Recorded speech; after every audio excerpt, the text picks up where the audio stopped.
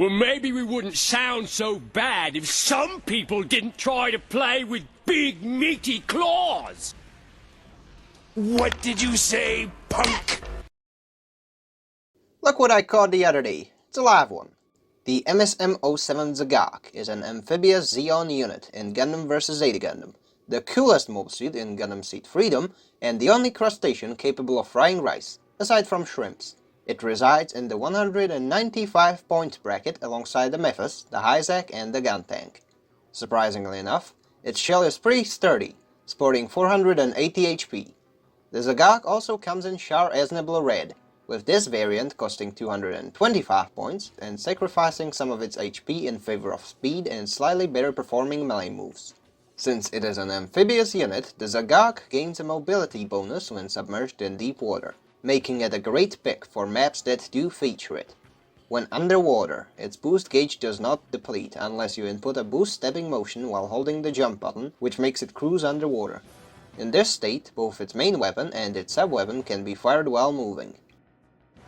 The Z'gok has a very simple kit, beam guns in its arms and missiles in its head. The former is the unit's box standard beam attack, which is fired from whichever arm is closer to the target. Pretty solid overall, with a decent recharge rate, so as long as you don't go too ham, you can pester the enemy with beam shots a lot. As for the head missiles, they fire rapidly, and depending on how many connect, the missiles will either briefly stun or completely topple the enemy. If used well, these can be effective at outputting pressure from range. But it is worth noting that you'll stop in place when firing, so keep that in mind. Aside from minute differences between the ammo pools of the two weapons, there is little to no difference between the standard Z'gok and the Char custom one, and as far as primary weapons are concerned. Now melee combos are a somewhat different story. Speaking of...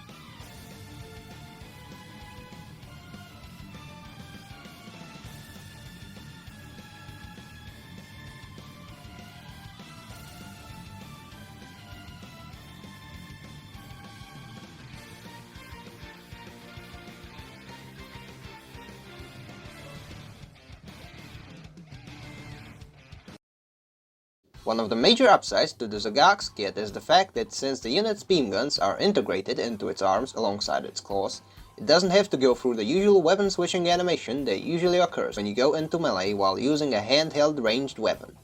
At the same time, the claws do have somewhat short range, and if you're fighting a unit with a beam saber, it is your speed against their hitboxes, so you better hit first or you'll eat a nasty combo instead.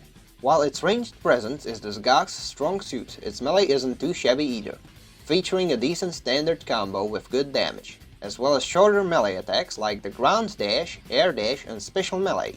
The headbutt from the air dash does travel far and has a nifty hitbox. On top of that, if you manage to land before the enemy after the headbutt, you can easily combo it into a shot, although this does depend on the timing. Char's Z'gok has a different ground dash melee which hits twice and deals more damage, but you have to land the spin in order to knock an enemy down. Generally speaking, the Z'gok and its Char custom variant aren't bad by any stretch of the imagination. Of all the underwater gimmick units, it's probably one of the more versatile ones, with a decent albeit bare-bones moveset. That being said, this unit and its variants are often overshadowed by other units within their respective categories.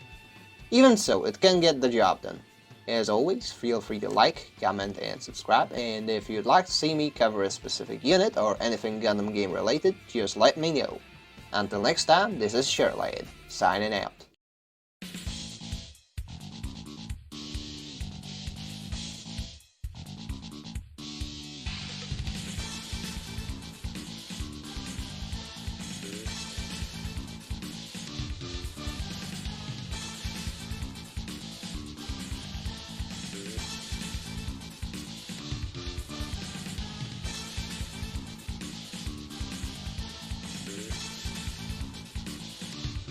Well, these claws ain't for just attracting mates. Bring it on, old man! Bring it on!